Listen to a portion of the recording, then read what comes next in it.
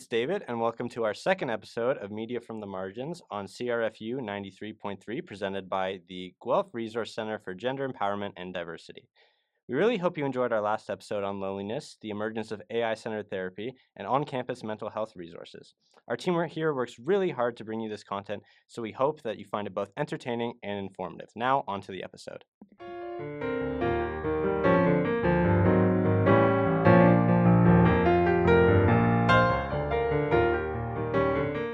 Today, we are thrilled to bring you another voice to add to the podcast, as we are joined here by our very special guest, Dr. Sharon Engbrecht. Dr. Engbrect, on behalf of Guelph and our podcast team, we want to thank you for joining us here today to talk to you about healthy relationships, ways to develop effective communication and dialogue, and hopefully a bunch of other fun topics if we have the time. Why, thank you. It's great to be here. I'm very excited. Great. So just to give everyone a brief synopsis, Dr. Engbrecht just recently completed their PhD program in the Department of English Language and Literatures at the University of British Columbia in April 2025. The research at UBC focused on narratives that critique romance as a genre, which gives us certain kinds of stories about gender and sexuality. As part of a part narrative analysis and part cultural studies analysis, their work investigated what gender would look like if we didn't have stories of romance. Now, as a fellow Griffin and the 2025-2026 Postdoctorate Fellow at the International Institute for Critical Studies and Improvisation, located here on the university campus, Dr. Engbrecht explores how narratives create social, political, and cultural worlds and what it means to build new worlds together through improvising with inherited traditions and expectations. That was great. Thank you. On top of their academic profile, Dr. Engbrect is an incredible photographer, artist, and quilter that without a shadow of a doubt would put anyone's Pinterest Inspo board to shame. You can go check out their website at www.sharonengbrecht.wordpress.com to look at both their academic and artistic work. We will link this in the episode description below so you can see for yourself. We will assure you, you won't be disappointed. Sorry, I don't know if you want to do that. That was great. I think it's I think Just it's cracking up. Okay. Yeah. Yeah, that's great. Okay. No, we loved your art. Yeah. Right. Oh, thank you. Yeah. Thanks. Yeah. We did our research. Yeah. We I did love our it. research. Oh, I'm so flattered. Aw. So, before we get into your research specifically, I think we'd all love the opportunity to get to know you, your experience with undergrad, postgrad, PhD work, and kind of your just overall journey to get to this point. Oh my goodness. I don't know if we have enough time. It's like an epic adventure, like kind of Lord of the Rings style. Traipsing across the Canadian prairies. My undergraduate's degrees are from the University of Regina. So I come from a background in visual arts and theater, creative writing. Spent a few years in Korea and teaching English, and on the I want weekends. to do that. Oh, it's. I mean, there's colonialist implications of like Yes. teaching English. But anyway, I digress. But on the weekends there, I would go up to the Seoul National Library and research in the archives. I was working on a kind of creative nonfiction book on Christina Rossetti's Goblin Market. Great poem. Check it out. If you haven't read it, it'll it's interesting. And then did my master's at McGill, and then went across the country to UBC, finished up my PhD there, did a few things in between, survived, COVID. And now I'm here in Guelph. Never lived in Ontario before, so lots of interesting. Thank you. We're glad you're here. Yeah, I'm excited to be here. I want to tell you that my postdoctoral research and just experience in the International Institute for Critical Studies and Improvisation has been so much fun. I really just do networking and community engagement aside from like writing. And I've been submitting things, which is great. But I just have lots of fun talking to people. So like what we're doing now is what I'm doing, like it's my research project. So I love it. So that's a bit about me then. So just to follow up on that, was there kind of anything about your PhD and your whole experience that kind of took you as surprise, or did you think going into it is exactly what you kind of thought? Oh, I'm sure anyone who has done a PhD will tell you that it is only surprises and the trenches of academic work. There, it's beautiful because it's a utopian space where you have the opportunity to read and write, but it's a lot of kind of figuring out who you are as a writer and who you want to be as a researcher and what that means in terms of your commitments to activism, and to certain kinds of thought and what kind of social groups or community organizations you're going to help out, because there's this kind of division between the intellectual labor that happens in the university and then how we get that out to wider publics. How we use kind of the cool things we're thinking about here and translate them into knowledge that's actually useful for, um, just regular everyday folks. It, they're not going to sit down and read a scholarly book. Like they're not. So how do we get that knowledge that we learn in the PhD, because we're scholars in training, to then a wider public? And that's kind of what I'm exploring with my postdoc fellowship. So say that's what surprised me. That's really, really cool. That's so interesting. In particular, also, do you have any advice for students who come from like marginalized identities, for example, who want to go into like a further study or a PhD or a master's? Yeah, I would say we need diverse voices. We need folks from all kinds of backgrounds. I know that a huge barrier is financial. I come from a working class background. I didn't have any fancy financial support from my parents. My first few years of PhD were like what I had left in student loans that I could access, and those get capped. Um, and then, and I can only imagine how more difficult it is from that, like folks who come from backgrounds where they don't value academia or they're suspicious of academia as like an institutional knowledge. My best friend's Métis in Saskatchewan, and she would never come to university. She's an artist, she's a storyteller, she has so much talent. But she just she's like, what would I learn at university that I can't learn just working with people in the community? And so I'm always mindful of that kind of difficult relationship with university as a colonialist institute. And what that means then for bringing those diverse voices where they don't care about the expensive and fancy piece of paper that we get at the end of the degree. Um, and the knowledge that's produced here is produced in a kind of specific fishbowl that is sometimes siloed. And that, I would say, if you're from a diverse community and you have experiences that are unusual, like just I want just everybody to stomp down the doors, and I want to make space in the institute, and it's going to be a slog and it's going to be difficult and it's going to be constant advocating for yourself. But we need those diverse voices, and we need people to step up and be like, look, I want to be here, I want to have my voice heard, but I can't afford it. And so we need better infrastructure that way. We need better housing to accommodate students. We need initiatives, and we need podcasts, and we need actual campus groups that do that advocacy work that makes change at the top level. Great, thank you so much for sharing. And kind of just to take that and transition into what you currently do, how does your work here at the University of Guelph, mainly with the institute that you work with, how does it relate to getting that knowledge that you said can be so concentrated in academia and getting it to like the masses? Let me ask you a question. Mm-hmm. When I say improvisation, what do you think? Like not scripted or Okay. not. What are some like pop culture references you might have for improvisation? I feel like theater, perhaps, Okay. and Are you performance. guys too young to know what Whose Line Is It Anyway is? Oh no. Yes. I think so, yeah. You can look it up later. Like Colin Mockery. Okay, that's fine. We're 20 for the context of the podcast listener. Okay. I am no longer 20 for the context. Okay, so a lot of it, people will reference it in terms of comedy or theater background or jazz, and those are all part of improvisation.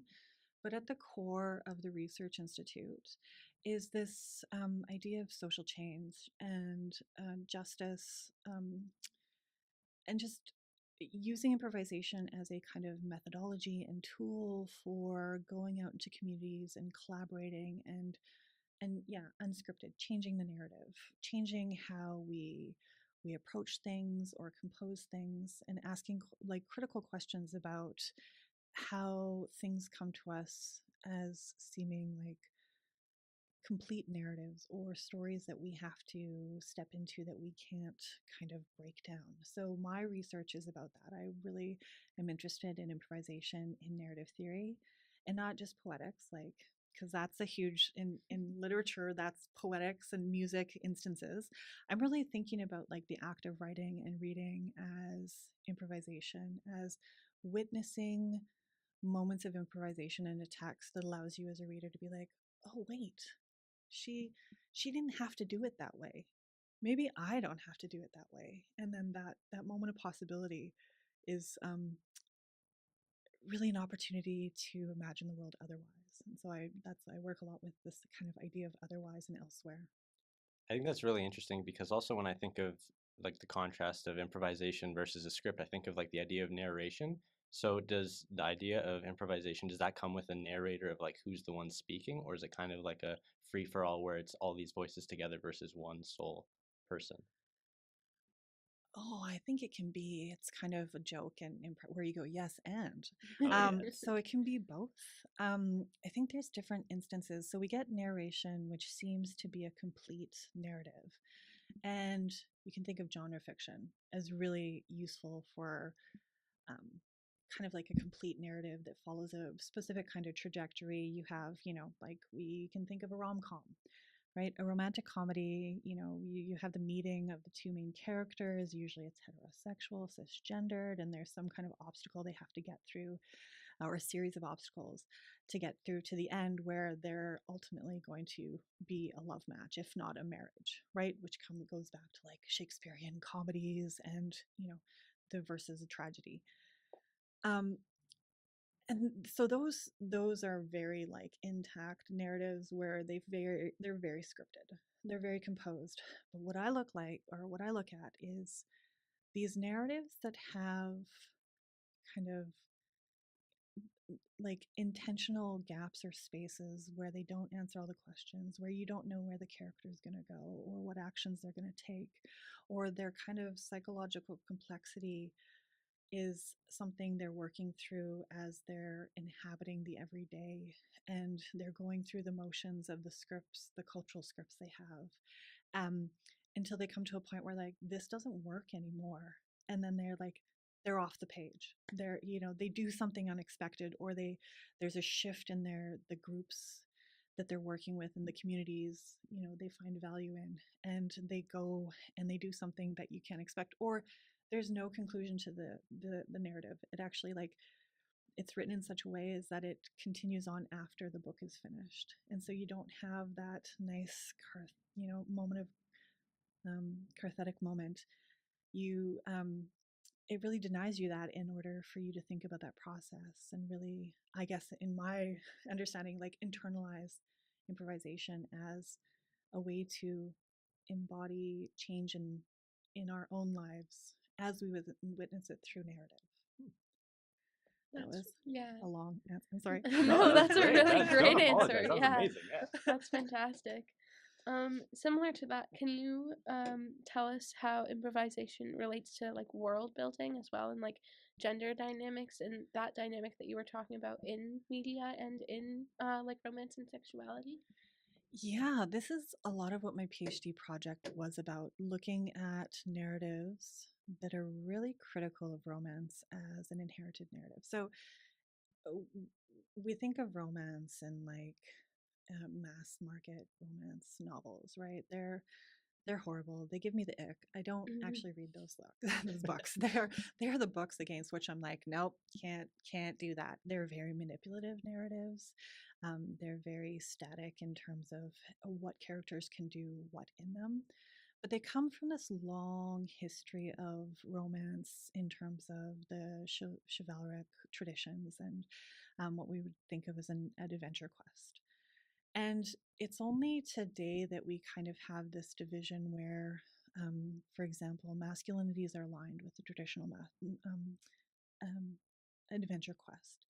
the man goes out on his valiant steed to conquer the dark and the devious and, the sinful in the forest, and then come back and reinstate civilization, having conquered that wild wilderness. And, that scripts femininity in very specific ways, and those are the traditions we've inherited. So then in that narrative, the feminine is in the castle, it stays stationary, it's something to come back to, it's a prize to be won, it's something to be protected. And then when we map these onto bodies, that's where we have this kind of problem where, what if I'm a female body and I want to go out into the world, but my story about myself and who I'm allowed to be is I'm supposed to be a princess in a castle. Um, for reader or listeners, I'm a giantess. I do not fit into the cute, petite little body of a feminine human being. And so when I come to these narratives, I come to it through that understanding that I inhabit a kind of stature that is gender bending.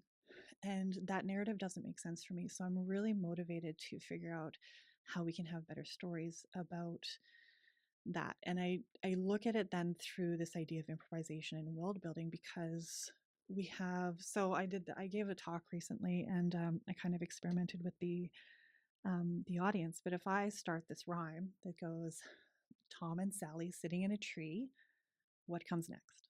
Kissing. Yeah, so first comes love, then comes marriage, then comes Baby. a baby carriage. So that's a very specific narrative. We all know that story, and we, in saying it to each other, have built that as a world. So when I think about world building, that's what I'm thinking about.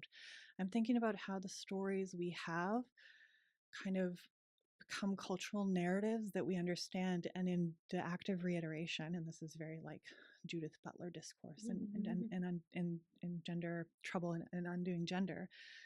Fantastic book. So good. And yeah, the Psychic Life of Power, it's a good read. Sorry, plug. So we have these ideas about what the world should look like, and they come to us through our families, through our social groups, through organizations that we participate in, whether we go to church or temple, or celebrate Diwali versus Ramadan versus I'm trying to think of all the different things. But we at the core still, there's this idea of romance because of the way it was used as a cultural narrative, like a colonialist cultural narrative, a narrative of imperialism, which specifically genders male bodies masculine and female bodies feminine. And because we're able to reiterate that, we build that world together, and improvisation then plays a role in unbuilding that world, in taking it apart and saying, what kind of worlds can we build, and in what different ways can we build them? Like, do I have to be a feminine female body to exist in the world and to move through it comfortably? No. But when I encounter other folks who have that world built that way in their mind through a narrative that they have, that's when it gets a little bit complicated and a little bit, frustrating for me as an individual trying to participate in the world in different communities. I think that's really interesting because a lot of times you hear about trying to remove whether it's politicalness from entertainment or from media. Yeah. It's like it's always tried to be seen as like there's this divide where it's like you can't make your content political when it's like inherently these are what these themes are and these are what like they're based on. Like how can it be any other way? Oh, for sure. Like so much is embedded in political in what terms? Like everything in some way is political. Everything is like nudging us towards certain identities in politics. So yeah, that's a great point. So I think then with that, is it kind of fair to say that stories just can't be stories, that there's always going to be some underlying, like we can't just take it at face value, I guess. It's just always going to have some cultural ties deep within it that we can't ignore. As a literary theorist, I'm very biased to say yes.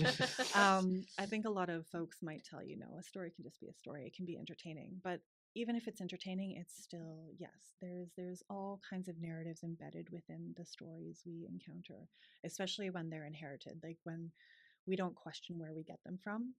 So like where do we get a story of romance from? Well, is it from our parents who somehow got to, like, had some kind of romantic connection, and then fell in love, and if they happen to get married, then ta-da, there's children. That's totally how it works. uh you know um where did they get their stories of romance from? And then your grandparents, and like there's a lineage that we have. Sarah Med does a beautiful job of kind of tracing these things in uh, queer phenomenology. And Lauren Berlant also does a really interesting kind of look at romance in Feminine Complaint. No, The Female Complaint. But I'm looking at them differently in terms of, yeah, from that narrative perspective where stories always have implicit figurative meanings.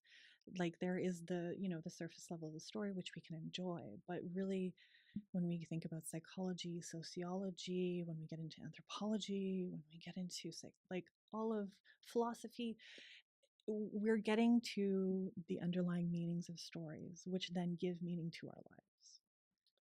Oh, I like this question. This is a very good question, and it ties kind of into exactly what you were just talking about. But it's interesting to think how we think, or how you think romance would look if we didn't have that gendered literature or that like gendered aspect. Yeah, that's what's so fun about the work I do. I know people are like, I'm like reading books and I'm thinking about outside the box, outside the narrative, outside the script. A lot of it has to do with negotiation and really being open to communicating about needs and desires and wants and boundaries, which then leads into ideas of how do we produce healthy relationships. And so when I'm thinking about romance as a different story, maybe the man doesn't have to be the hero, and maybe the woman doesn't need to be saved, or maybe it's two genderqueer individuals, or maybe it's trans folks coming together in a relationship that has to be negotiated beyond romance because it doesn't fit the story they want to tell together. I think that is where I find so much potential in the work that I do in the improvisation of um, narratives of gender and sexuality, because there is that space to experience the otherwise and to say, we're going to try something out. Carrie Jenkins has a great book called What is Love and What It Could Be, that kind of talks about this because she's interested in polyamory, which is a hard thing to negotiate too. If our world is full of heterosexual, cisgendered, monogamous relationships, how do you propose polyamory to someone without it being caught up in non-consensual, like, instances of cheating or infidelity, which themselves morally needs to be morally questioned because of what kind of power is being exchanged in those relationships, and how does monogamy then lend itself to a certain kind of social status. But if I'm an individual who's genderqueer, pansexual, polyamorous, how do I begin to build worlds with other folks if my only story about how I do that is romance, and romance in a very particular way where I am a feminine female body that must be attracted to a masculine male body. And then that reproduces a kind of social status and for us, and what counts as success. So I think that's really what I'm interested in. If we didn't have the story of romance the way it is, where the woman needs to be saved and the man needs to be a hero, what if the man needs to be saved and the woman needs to be? Well, I don't want to get into that either, because then individuals themselves need to be the ones kind of thinking about their own stories and what their stories are and what they want to be in the world, so that they can start to build those other relationships through communication.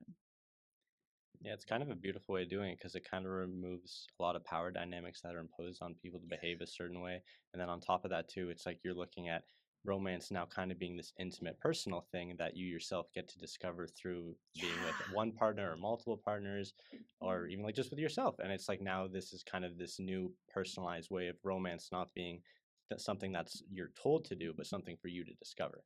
Yeah, something beautiful in like it, romance is very enticing because it is a pleasurable, it's a beautiful narrative about some kind of intimacy.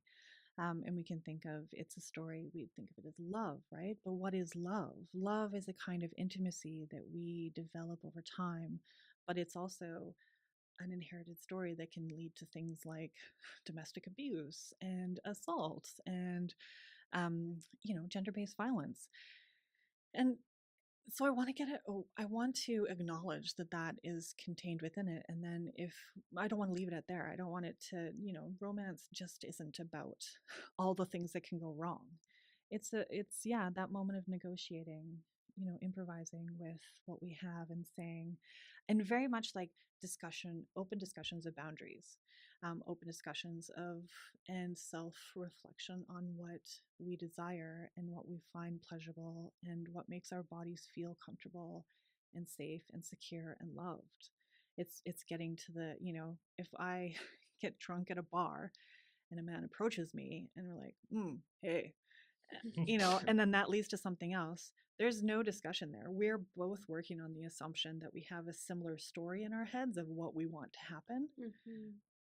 But then as we progress, and there's that instance of what maybe in the moment we want to happen, but then what happens after that? And that's then where we run into disappointment and frustration because the afterwards doesn't align with the story that we implicitly thought we both understand. And so if we're not having those kind of discussions about what our boundaries are, what we expect after the moment, it's hard to have healthy and long, um, kind of affirming intimacies with other people. I think kind of from my own experience of being a white straight cis man, I often view romance literature as kind of something that's coded feminine. So I was just very interested in the idea of if we have, like you just said in that bar example, two different expectations, people are learning about romance in different ways in different mediums. So how do you think it is that I'm so excited. I'm like, yes! You're like, yeah, he gets it. Yeah. So how does it come to be that, like you said, these two people do have two expectations, two different kind of ways of learning romance? How can we find this common ground then? Well, that's the difficult thing because masculinities are structured around this adventure narrative, and we have romance structured around this idea of this feminine. And there's at the rise of the novel, it became like a lot of old white guys writing romance literature about female bodies and how they should be chased in very specific ways, and then we get this lineage of romance like rom-coms. Um, it's an open discussion. It's like male allyship. It's understanding that your masculinity doesn't need to be tied to romance in certain ways, just like femininity doesn't need to be tied into romance in ways. Like if you wanted to go, this is the thing. There's all kinds of rules, right? You can't buy flowers for a girl on the first date, right? Because that would make you a creep. But why? If that's something that is genuine about you and that's something you want to do, like, then it needs to be a conversation, right? You'd be like, I know we just met, but one of the things I really like to do is I like to give flowers. And would that be okay with you? And being like, then, and at the same time, that person, I'm assuming it would be a woman, would also have the opportunity to say, I'm not sure where you're coming from, so I'm not sure if that makes me comfortable. Or actually, that is a really genuine, I sense from your sincerity of our interactions that that's a really genuine gesture, and I totally appreciate that. Right? So it's a weird conversation to have in the first time, but it's a really interesting conversation to have then from both perspectives, right? Where you're seeking consent and you're getting consent. And it's okay too if they say, no, I'm actually really don't like cut bouquets because then it's just a dead thing and you're promoting like really non-green, like non-sustainable horticultural practices, This would like be an incredible first date conversation. so yeah, there's different expectations, right? And I would say it's difficult too because with masculinities, a lot of times you're not told to be vulnerable or emotional. And so that's kind of, anger and frustration are like the only acceptable, like quote unquote masculine emotions. And that's not fair. Like men and even like healthy masculinity it can be so beautiful and so open. You are allowed to cry, you're allowed to have emotions, you're allowed to feel vulnerable, you're allowed to voice that vulnerability, right? And so I think it's that, yeah, that improvising conversations around, you know, and the self reflection, like knowing that there's something you enjoy doing, but that it might not be something that somebody enjoys receiving, is okay for you to negotiate those kind of boundaries in a relationship. To say, I mean, if you go on dates, what are some of the things that there's things that you're supposed to do, but what would be a really cool first date for you? Um, Like I just saw somebody who was like, a Lego date would be so fun. yeah. That would be incredible. Yeah. Right? But then that's something Painting, like, pottery, something. yeah, Yeah. but then you Yeah. can imagine how many Music. kind of feminine narratives there are out there. That's not romantic. That's not what a first date should be. That you're like, why not? Mhm. Yeah. So it's about one, sometimes you'll be able to have those conversations and it'll be like you'll be safe to have those conversations. But two, sometimes it's not. And but then if you're having those conversations and the person that you are attracted to or want to get to know better is not open to having those kind of improvised experiences with you, they're probably not the person that you want to be in your life anyway. And so it's kind of a good way to vet, you know. Mhm. I don't know, because there's so many different experiences out there, and it's hard to come to the moment of world building that needs to happen in that negotiated communicative moment. So I would say I don't have the answers, but I would say talking, like thinking about what you really enjoy, what really brings you joy in your life, and what you want to share with somebody else. And then putting that into a conversation about, starting to create that intimacy with somebody. I think that's a great place to start. Great. Fantastic. Yeah, thank you so much. Similar like to that, I guess if you're setting boundaries in a relationship or setting boundaries in a friendship, what do you think are some like common challenges that students or other people may face when setting those boundaries? Oh, I mean, we start to have stories of relationships very young. I have a 12-year-old daughter, and her friends are pressuring her into talking to the person she has a crush on, which is not, I mean, why? Like, what, when you're 12-year-old, what is dating? But it leads into the assumptions that we have then as an adult, and even the cultures that we have at universities, right? If you're here to study, should you be getting into a long-term relationship? I mean, there's a history of the university as fostering, yeah, it's a priming school for women. Women don't come to university for education. They come to find a husband. And then then they drop out, and then they have babies and become a homemaker. Like, that's not a very fun story for them if they really enjoy. Like, if that was my story, I would not be here talking to you today, right? I would be washing diapers. So many diapers. So it's complicated, I think, for students, especially because this is a space of learning, and you learn so many different kinds of perspectives and ideas. And then it's finding that common ground and the people that you can feel comfortable and safe with.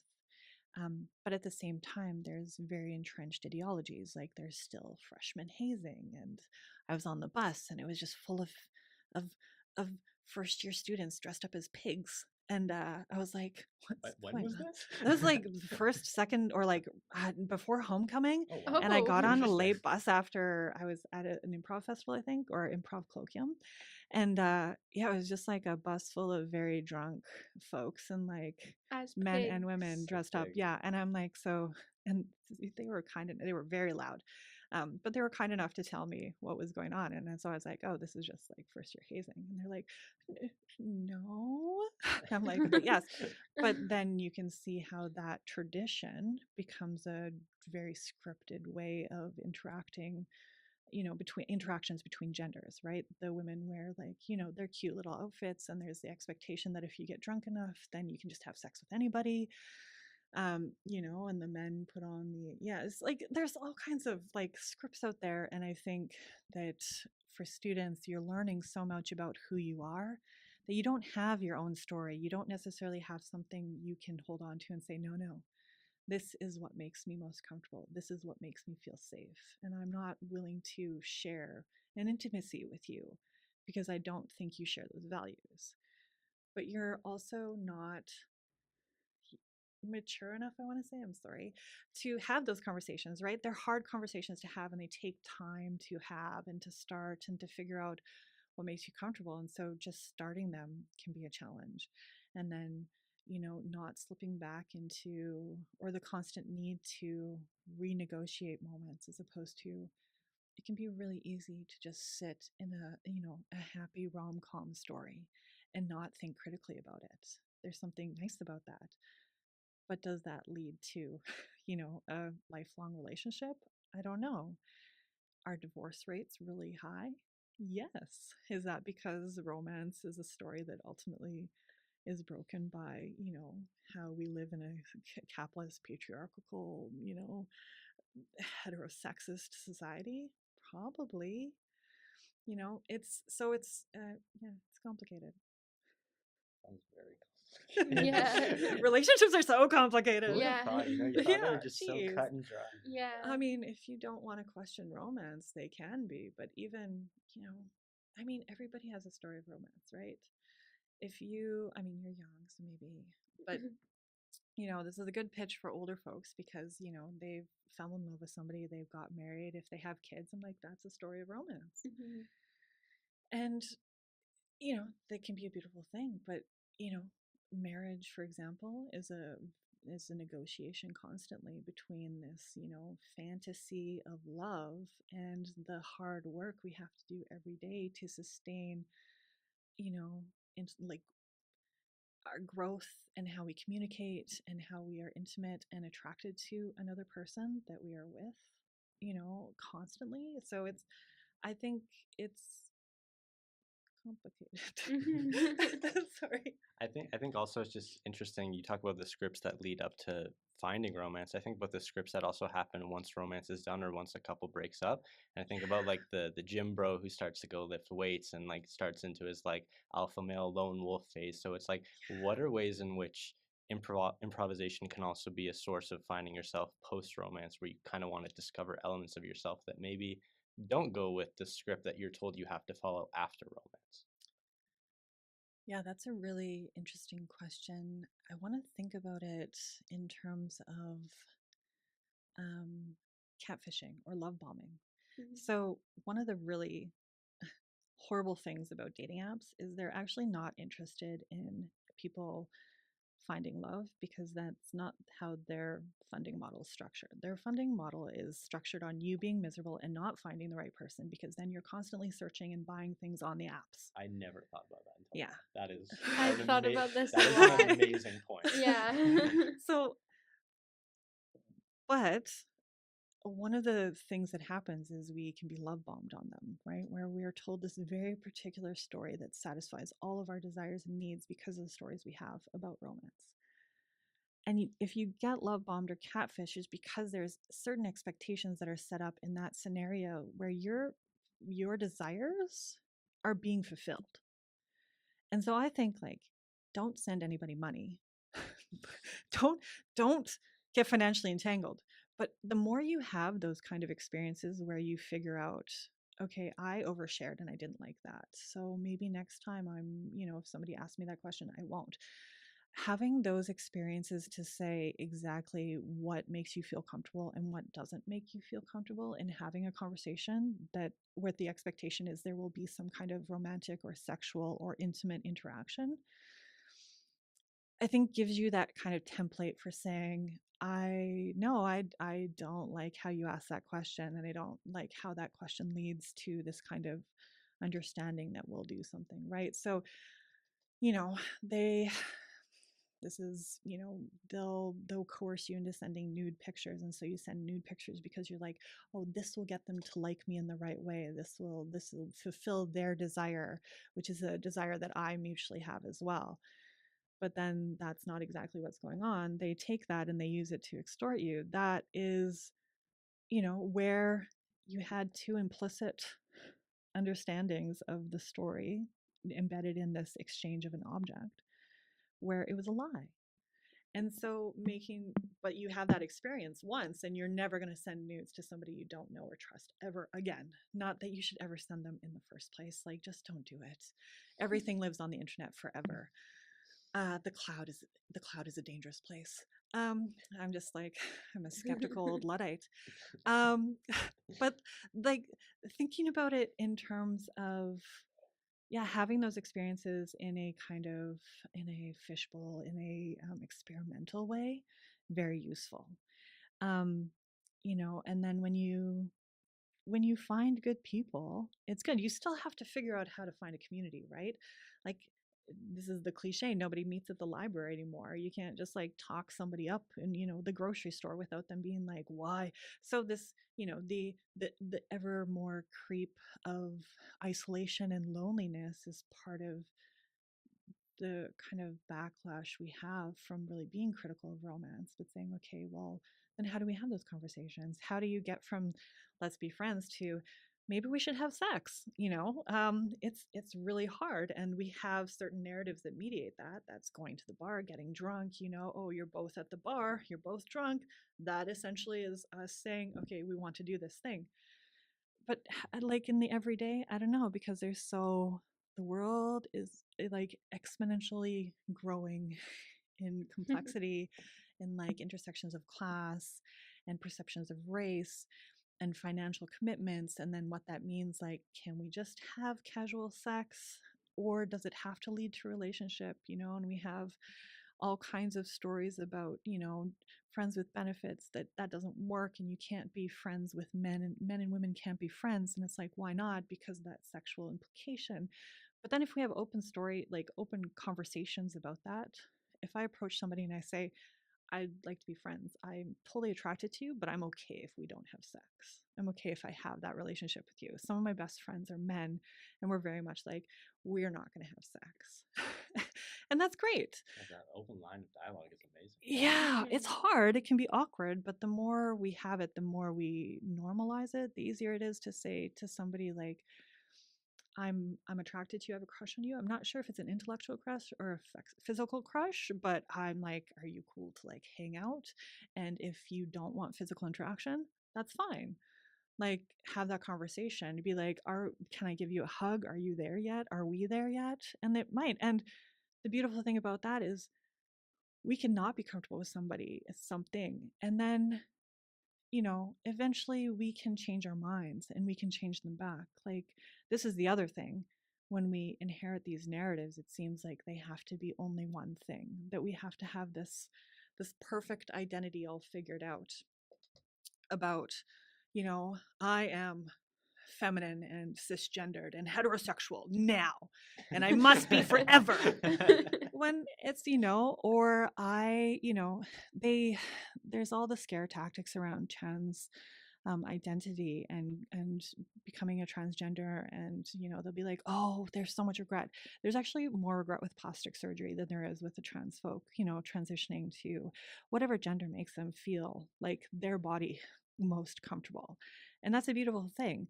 We don't have a lot of that, and it's okay if sometimes, so for example, if I change my pronouns to they them, and then there's certain instances, there's certain instances though where it's easier to be a she her. Mm-hmm. But when I'm in a hoodie and I got my boots on and I'm in that grocery line and somebody goes, oh, excuse me, sir, because I'm 6'2", like, that's not, I'm not offended. I'm not going to be sad. And so sometimes, yes, they them works. Sometimes she her makes more sense if I'm in a professional environment, because of standards of professionalism set up around gender binaries. I'm going to present as feminine because it's just the way that my body fits into that space and where I can have a platform that way. It's a lot scarier for me to go in as a non-binary person and wearing a tie and a three-piece suit, because then there's questions about, and then of course it comes back to, if I'm a non-binary in that, then it's like, how is that gendered interaction scaffolded in what ways, because they're like, well, you're not really a man. Well, okay, but what does it mean to be really a man? Versus me being in that space, representing a certain kind of intellectual lineage. It's complicated. Sorry, I think I've got off topic, but We love wherever this is going. what was I was like, hold on. Yeah, I think my point was that we are allowed to improvise, and we're allowed to improvise again, and it's a continual thing. I think there's something beautiful if you know who you are from a very young age, and you can be that person until you are 98 years old. I think that I'm so happy for you. But I think for a lot of folks, we just don't fit into that neat little shape. I want to say like the nice little, Barbie package. And it's okay then if we don't fit into that shape to figure out where we do fit and how we fit. And sometimes part of us will fit and part of us won't, and that's okay. And it's not as though we're being disingenuous in one instance and not in the other. We are complex human beings, and we're allowed to be complex and move through different spaces with that complexity without us, being called out for being deceptive or catfishing or not truthful, which is another aspect of romance, right? And the stories we have, being able to think about ourselves as other than what we're told we are, so that we can improvise different ways of being with other people. I was very philosophical and abstract. I'm sorry. No, I that love was it. excellent. That was really cool. It made me think about like all the relationships in my life and how I met those people, and like the impact and the implications that has on our relationship as well. I think also it's just really interesting, like going back to the whole idea of scripted versus improvisation. It's like people have to improvise or are forced to improvise simply based on what the script is. So it's like, how do we even change the script so people don't feel like they have to improvise? And then that brings up the question, well, how does improvise compare to scripting? And it's like, do we want one versus the other? So I think it has a very interesting interplay that you could go both ways. Yeah, I think that there's something valuable in having a script so that we can depart from it, right? So we can, kind of collage or, cut out this piece and then paste it onto this piece over here. And it doesn't have to be gendered in a specific way. So often we bring gender expectation and beliefs to situations. And when we stop doing that, when it's always I do a lot of research, or I've started to do a lot of research into BDSM and kink cultures, and they're not always yes and. We would think of like a heterosexual relationship as yes and, where you want that open to dialogue, open to what's ever in the future. But with kink cultures, it's very much not until. So you have everything's a no until it becomes a yes. And I think that is such a beautiful kind of way to think about what we should do with relationships as well, right?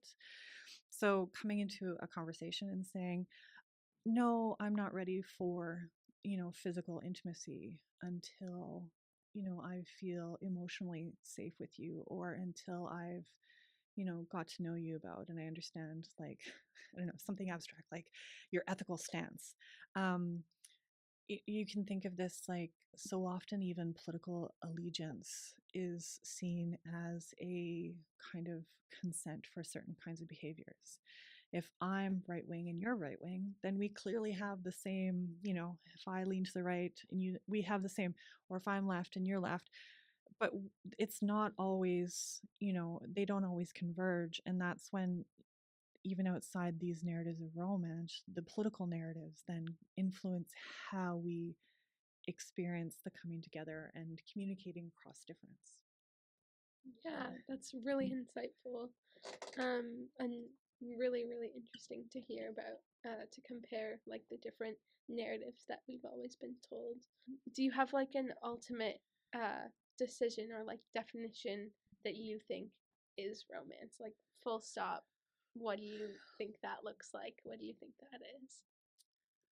Um, yeah, I spent a lot of my time kind of deconstructing romance and kind of picking apart all the parts. So there's initial connection, there's obstacles, there's a desire for intimacy, but it's just yeah, and there's the difference between narratives of romance and then our actual experience of it. We can think of this in terms of love. Like, what is love, right? Mm-hmm. It's a chemical response from our bodies, and which is not is like an in like a so it's like pheromones, a response to pheromones in context and visualizations. It's also like auditory, but then it's a story we're told about what kind of interaction constitutes love. In my, if I'm trying to get rid of all of the things of like what it's supposed to look like, I would say romance is fundamentally relational. It's a story about how to connect with other people.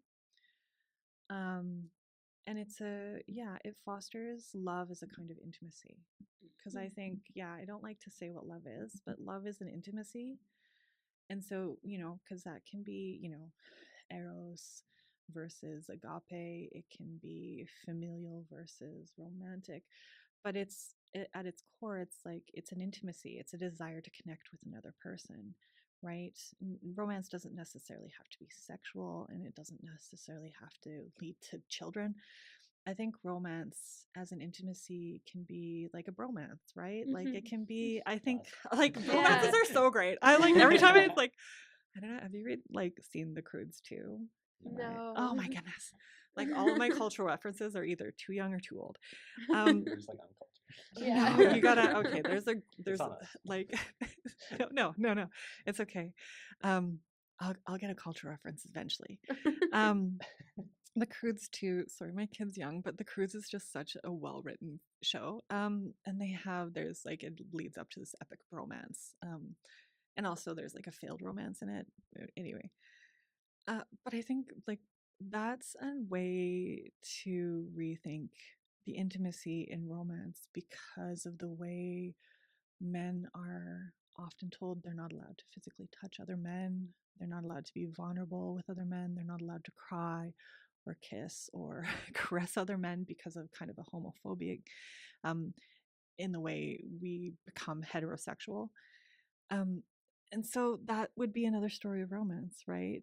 Another way for intimacy to come into gendered relationships that is acceptable and not dangerous in the way that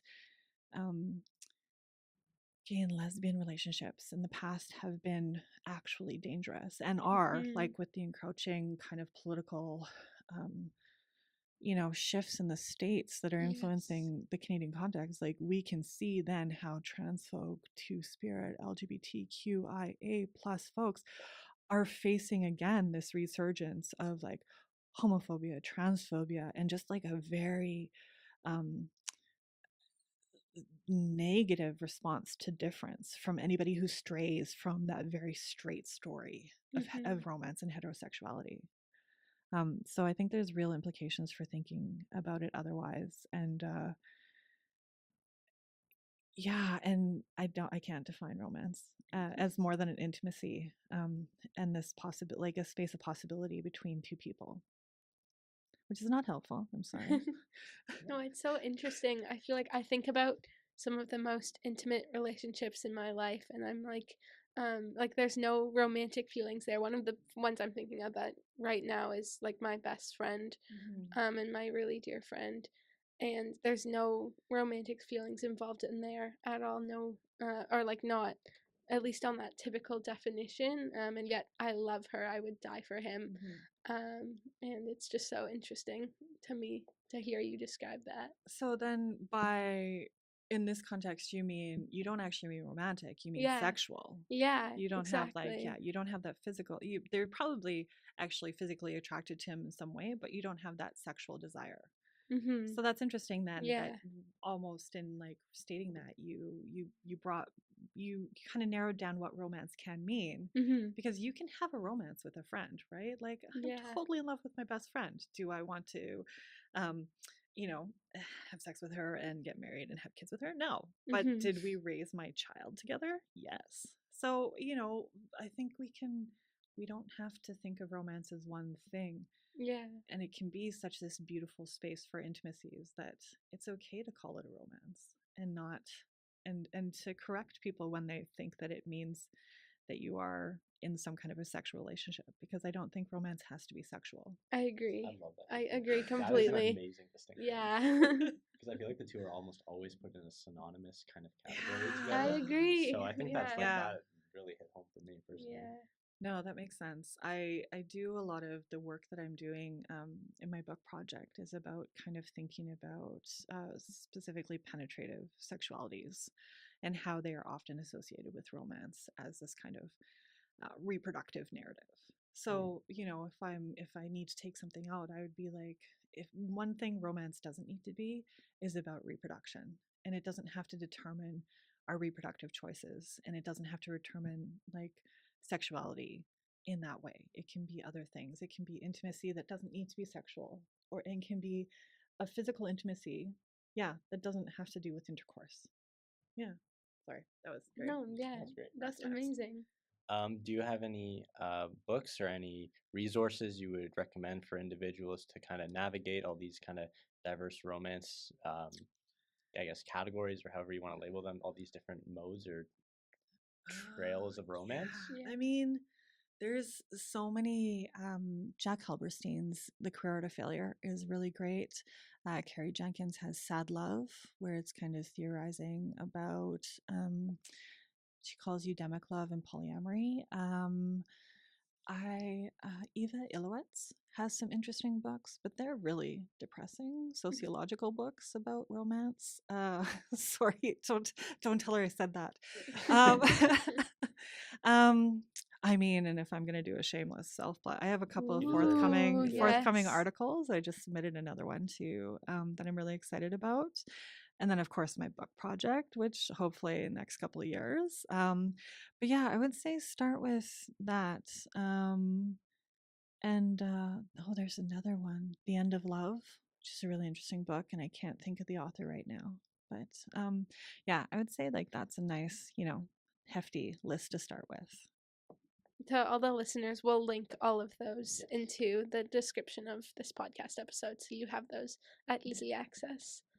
Yeah, I think on behalf of me, Lindsay, Gurkha, the rest of our podcast group, who in previous episodes you, the listener, have heard from, we want to thank you so generously for lending your time, your experience, your wisdom, your research, and just your whole life story that led to you being on this podcast. So thank you so much. Yeah, thank you so much. We're really glad that you're here and could share that story with us. It was really insightful to listen to you talk. So thank you so much, and thanks for being here. No, I had such a fun time. This is so great. Thank you so much for coming to listen to me rant about romance. I never give up a chance to talk about it. And I'm so excited for the work you're doing and the community partners you're working with. So it is such an honor to be here. So thank you. Thank you all for listening to this episode of Media from the Margins on CFRU 93.3, presented by the Guelph Resource Center for Gender Empowerment and Diversity. From all of us to all of you, we hope you enjoyed this really insightful interview with Dr. Engbrect and that you all walk away with a valuable newfound perspective on healthy relationships and romance. To give you all a sneak peek of our next episode, next week we have Renee and Sarah sitting down to talk with Kate Cressman, the manager of student accessibility services right here at the University of Guelph, in order to give you a better understanding of what SAS provides. We hope you give it a listen and enjoy what they have to say. Again, thank you so much for listening, and we hope you tune in next week.